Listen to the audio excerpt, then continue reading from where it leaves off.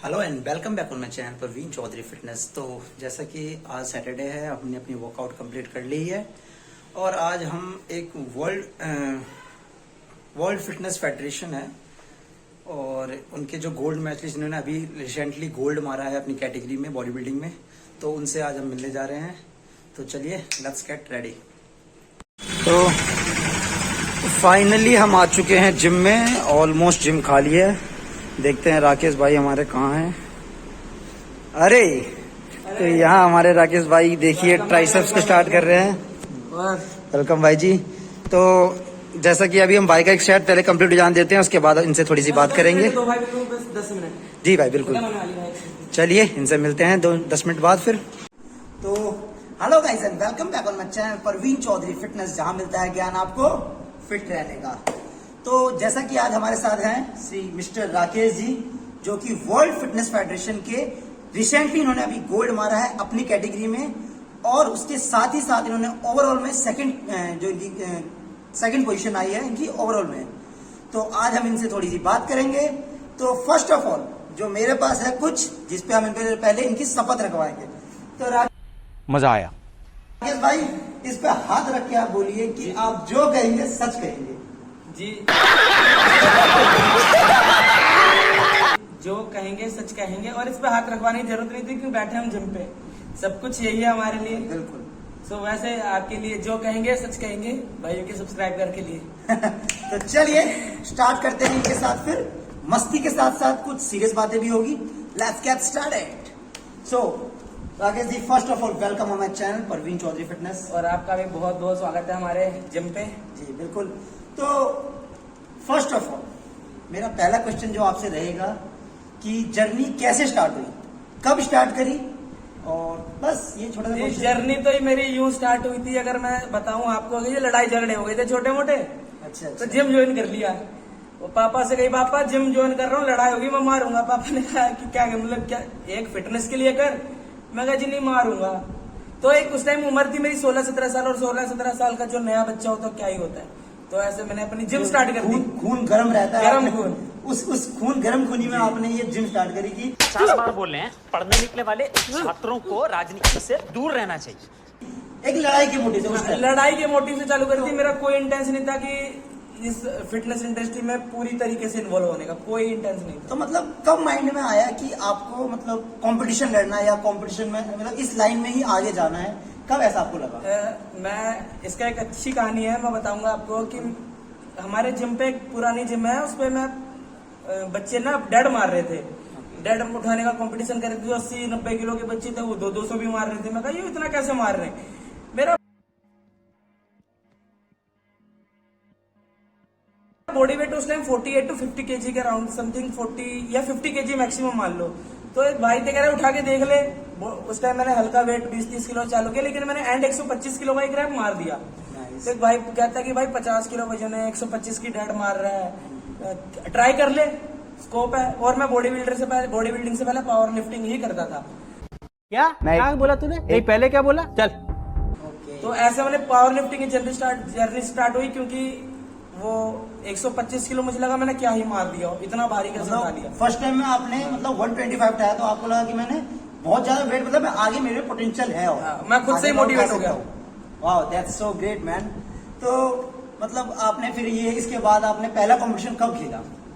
पहला कंपटीशन और किस कैटेगरी में और कौन सी गेम खेली थी आपने पहली जो? पहला कंपटीशन मैंने खेला था 52 से लेके 59 की कैटेगरी में। 52-59 है जी। तो उसमें आपकी क्या मतलब फर्स्ट कॉम्पिटिशन में कोई प्लेस आई थी? फर्स्ट कंपटीशन मेरी प्लेस आई थी 3rd।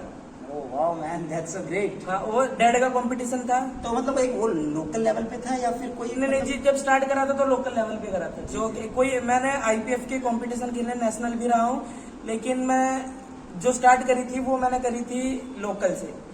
जिम में करा दिया, उसमें 3rd प्लेस पड़ी थी। मेडल तो मेडल होता है जी, हमें इतना पता है। बिल्कुल बिल्कुल। वो एप्रिसिएशन तो देखो, चाहे वो 1 रुपए की हो चाहे वो 1 लाख की हो, वो एप्रिसिएशन हमेशा एप्रिसिएशन होती है। तो जैसा कि हमने राकेश भाई से थोड़ी सी बात करी है, अब चलिए इनकी थोड़ी सी फिजिक देख लें। जो अभी फिजिक उतनी ऑन सीजन नहीं है इनका, ये ऑफ सीजन है, बट स्टिल इनकी बहुत प्यारी फिजिक है। तो चलिए एक बार इनकी फिजिक देखते हैं। चलिए भाई एक बार अपनी फिजिक दिखाइए। ओह वाओ मैन, इनका वैक्यूम देखिए, अभी इन्होंने वैक्यूम निकाला भी नहीं है और ऑलरेडी वैक्यूम बन गया था। तो थोड़ी सी पोजिंग कर दीजिए राकेश भाई हमारे दर्शकों के लिए।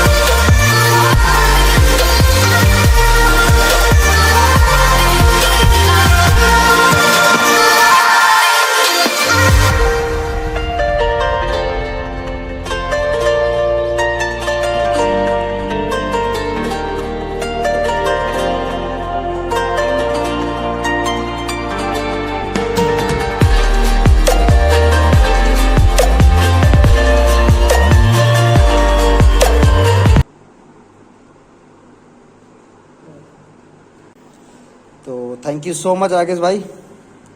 तो राकेश भाई जैसे कि आपको कोई डीमोटिवेट भी करते हुए कई लोग होते हैं, क्योंकि देखो ये बहुत कॉमन सी बात है, मैंने बहुत लोगों को देखा भी है कि बहुत लोग डीमोटिवेट करते हैं इंसान को, आप उससे कैसे डील करते हो? एक्चुअली डीमोटिवेशन को ये अपना अपना तरीका है।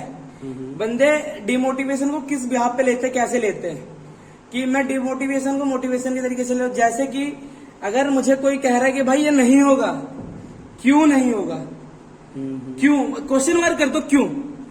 जिसने किया है क्या वो इंसान नहीं है? हम भी करेंगे तो समझ रहे हो, समझ रहे हो आप, समझ रहे हो ना? क्वेश्चन मार्क कर दो, क्यों? यूं कहते हैं तुमसे नहीं हो पाएगा, तुमसे ना हो पाएगा, ये क्या मतलब? हम मेहनत कर रहे हैं, हमें पता है। और डिमोटिवेशन कुछ नहीं होता, ये सब माइंड गेम है। पावर लिफ्टिंग हो चाहे बॉडी बिल्डिंग, सब माइंड गेम है। अगर आपने यहां से बोल दिया ना कि गिव अप है, तो गिव अप है। 15 रैप बोले 10 में हार मान चुका है। हार शरीर से पहले माइंड गिव अप करता है। अगर माइंड ने गिव अप कर दिया, आपने माइंड की सुन ली, तो गिव अप है। तो वो बंदे आते हैं और उनका आना जरूरी भी है। अच्छे लोगों की वजह से हम आगे बढ़ते हैं, बुरे लोगों की वजह से हम अचीव करते हैं सक्सेस। ओह मैन, क्या बात कही इन्होंने कि अच्छे लोगों से गाइस हम सीखते हैं, लेकिन जब बुरे लोग हमारे जिंदगी में आते हैं तो हम कुछ अचीव करते हैं, उस एक लेवल पे जाते हैं। तो इसीलिए बुरे लोगों का होना भी बहुत ज्यादा जरूरी है। तो राकेश भाई, मेरा जो आपके लिए जो तीसरा क्वेश्चन रहेगा वो रहेगा, क्वेश्चन की लिस्ट लेके आए आप। जी देखो, प्रिपरेशन हमने पहले से करके आया, क्योंकि हमने आपके बारे में बहुत जानकारी पहले जुटाई है। हमें पता है आप कहाँ से और कहाँ गए हो, तो इसीलिए हम अपने कुछ क्वेश्चन बना के लाए हैं। तो जो मेरा तीसरा क्वेश्चन आपके लिए रहेगा कि आपने कब सोचा कि मुझे पावर लिफ्टिंग से अब बॉडी बिल्डिंग में स्विच करना है? क्योंकि जैसा कि आपने रिसेंटली गोल्ड मारा है वर्ल्ड फिटनेस फेडरेशन में, जो आपकी कैटेगरी थी वो आपकी कितनी कैटेगरी थी? ये थी मेरी 55 to 60। तो 55 to 60 में इन्होंने जो अभी रिसेंटली गोल्ड मारा है, तो मतलब आपने कब ऐसा सोचा कि अब आपको पावर लिफ्टिंग से बॉडी बिल्डिंग के अंदर आना है? ये कब ऐसा लगा? एक्चुअली मैंने कभी सोचा ही नहीं था कि मुझे पावर लिफ्टिंग छोड़नी है। पहली बार मैंने कभी अपने ज़हन में ये नहीं लाया था कि वो पावर लिफ्टिंग छोड़ने, क्योंकि जब से मैंने पावर लिफ्टिंग स्टार्ट करी थी एक प्यार सा हो गया था पावर लिफ्टिंग से। इस फिटनेस इंडस्ट्री में हो ही जाता है कि आप जिस लाइन में प्रोफेशनली हो, लेकिन हमारे जिंदगी में दो बहुत गंदे उतार चढ़ाव आए। पहली लहर कोरोना की, फिर दूसरी लहर, फिर तीसरी लहर, और फाइनेंशियली थोड़ा प्रॉब्लम आने लग गया क्योंकि काम धंधा था नहीं। तो मैंने सोचा कि थोड़ा लेट शुरू करेंगे, एक बार खत्म हो जाए। उसके बाद पता चला कि IPF, IP ये दो फेडरेशन है फुल पावर लिफ्टिंग के, इनमें थोड़ा अनबन चल रही है। तो अब रेलवे के लिए जो जॉब था, इंटर कॉलेज करना था, जो भी था, उसमें थोड़ी प्रॉब्लम आ गई थी। तो मैंने सोचा कि बॉडी बिल्डिंग करा जाए, और इसमें फिजिक भी अच्छी दिखती है, और लाइन तो हमारी ये थी ही जिम की, बेस मजबूत था ही। हमने सोचा करके देखें एक बार। तो आप कोई भी दो बात जो अपने हमारे जो न्यू बिगनर्स होते हैं, जो स्टार्ट करते हैं, उनके लिए कुछ अगर उन्हें बोलना चाहे? बिगिनर्स के लिए तो मैं दो बात, चाहे आप बॉडी बिल्डिंग कर लो, चाहे आप पावर लिफ्टिंग कर लो, एक कहने वाली बात होती है कि आप कुछ भी करो चलेगा, ऐसा कुछ ही नहीं है। डिसिप्लिन मस्ट है। डिसिप्लिन आपके लिए मस्ट है, चाहे आप कुछ भी करते हो, पावर लिफ्टिंग करते हो, अगर प्रोफेशनली करते हो तो। और दूसरी बात यह है कि अगर आप एक अपने YouTube पे अच्छी नॉलेज है, मैं ये नहीं कहता कि YouTube पे बुरी नॉलेज है, YouTube से ही मैंने सीखा है जो मैं रियलिटी बताऊं।